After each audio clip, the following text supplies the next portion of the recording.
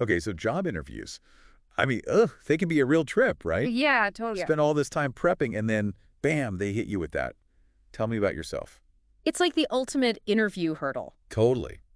And it feels like, especially when you're just starting out, your resume is not exactly overflowing with experience. Right. It can be super intimidating. So for this deep dive, we're checking out this YouTube video that claims to have the magic formula. Oh, interesting. Yeah, they say they can help you totally nail the tell me about yourself and just ace that interview. First try, boom, done. Bold claims. I'm curious to see how they back that up. Me too.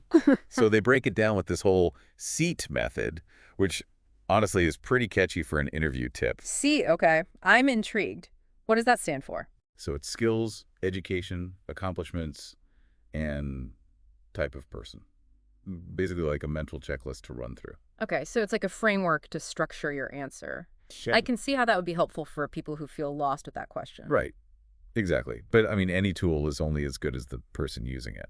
Absolutely. And that's what I appreciate. Like, they emphasize that you can still highlight relevant skills even without years of, traditional work experience. Right. Like, think about it. Heading up a team for, like, a volunteer project or something. Yeah. That takes a lot of the same skills as a professional job, right? Oh, totally. I remember when I was first starting out, I was so focused on what I hadn't done job-wise that I totally forgot about all the other stuff. It's so easy to fall into that trap. But it's all about how you frame those experiences. Like, instead of thinking, oh, it was just a hobby, it's like, no, this demonstrates initiative. Totally, yeah, showing those transferable skills. Problem solving, leadership, all that good stuff. Okay, so they also suggest sprinkling in some quote-unquote power words, like, self-motivated, dynamic, Yeah. responsive, that kind of thing. Right, those classic resume buzzwords. Exactly. But I do wonder if there's a fine line between using them effectively and just sounding like, a walking, talking LinkedIn profile. 100%. And that's where the video, while well-meaning, needs a little more nuance. It's not enough to just say you're a team player or results-oriented. You got to back it up. Show, don't tell, right? Exactly. So how do they suggest doing that? Because, I mean, anyone can rattle off a list of impressive-sounding words. Right. That's where the examples come in. They actually walk through a couple of sample answers. Okay, so they're putting this SEAT method into practice. Yep. And it's interesting to see where they succeed and where they miss the mark. All right, let's hear it. What's the first example they give? Okay, so for example, number 1, they've got, thank you for this opportunity. I am a hardworking, responsive, dynamic, and detail-oriented employee who is eager to do great things in my work for your company. Okay. So structurally, it's hitting those seat point skills, education, Sure. but it does feel like a laundry list of adjectives, don't you think? Yeah, it's a bit much. It's like, okay, but why? What makes you hardworking or dynamic? Exactly. We need the why behind the claims. It's lacking that personal touch, where's the personality in this answer? It's like they're trying to fit into some predetermined mold instead of letting their own uniqueness shine through. Right. It's very safe, very generic. Exactly. So does their second example manage to inject a little more personality into the mix? Let's find out. Okay, so this one goes, thank you for this opportunity. I am very excited about the prospect of working for your company. I am a positive, self-motivated, resilient, and creative team player who is passionate about this work and industry. See, this one starts off with a little more energy. Right. Like, they're actually expressing enthusiasm for the company and the role. Yeah. Which is a good way to, engage the interviewer from the get-go. Totally. It's like you're saying, hey, I'm not just sending out generic applications. I'm actually interested in you.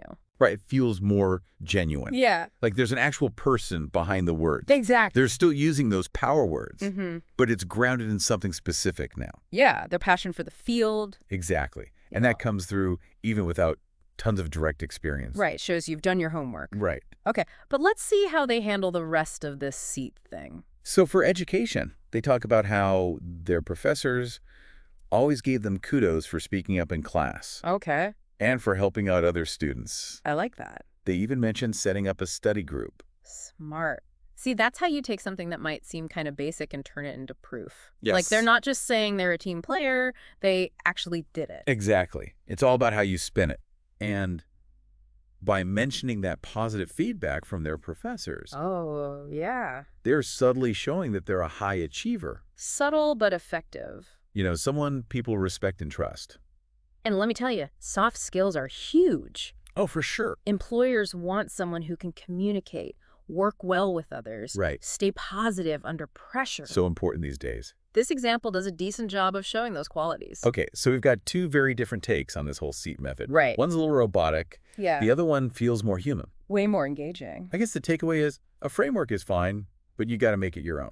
100%. It's like you have your recipe, Okay. but to make it really sing, you need your own special something. Ooh, I like that. So how do we find that special something? It starts with knowing yourself. Okay. Don't just use those power words because they sound good. Right. Really think about what makes you tick. What are you passionate about? What gets you excited to get out of bed in the morning? Exactly. It's about being authentic. Yes. Polished, but still real. Exactly. So once you've got that down, then you can tailor it to the job. Yeah. Exactly.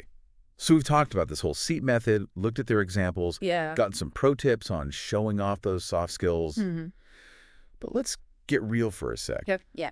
If you were like coaching someone for an interview right now, Right. what are the key things you'd want them to remember? Like what really matters? Honestly, I think the biggest thing is to not treat this like a test. Right. It's not about memorizing the right answer. Yeah. Think of it as a starting point, you know. Okay, I like that. It's your chance to make a connection with the interviewer.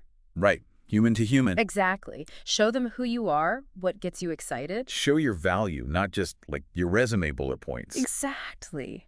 And tailoring is huge. Yeah, okay. You wouldn't answer the same way for every single job, right? No, totally not. So do your research, figure out the company vibe, Right. adjust your approach accordingly. So it's like having different versions of your story ready to go. Exactly. And just like anything else, practice makes perfect.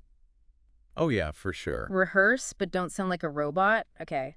Let your personality through. Yeah, got to be authentic. Be confident.